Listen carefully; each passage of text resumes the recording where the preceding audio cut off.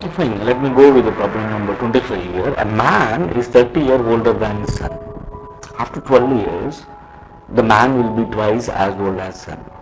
Find their percentages. We need to find their percentages. Let the percentage of son, let the present age of son is x. So present age of father will become x plus 30, correct? Right. A man is 30 years older than his son. After 12 years, let us check out that. Now, the son's age will become what? Will be twice as old as his son. Right. So now what we are supposed to do now? After 12 years,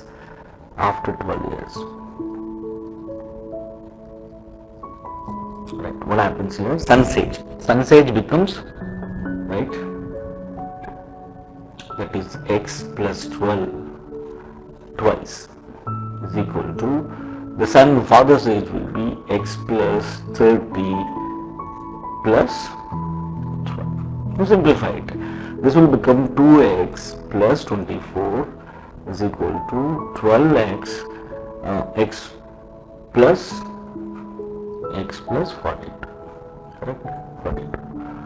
So 2x, x, bring this side, minus x is equal to, what happens here?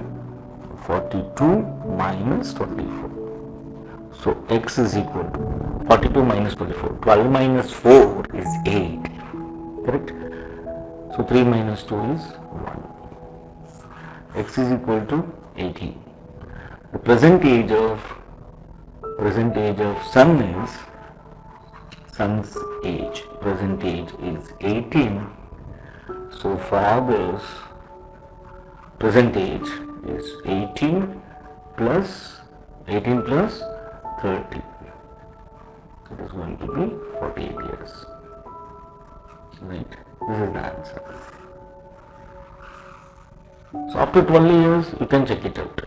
So what happens here? Son's age 18 plus 12, it will become 30.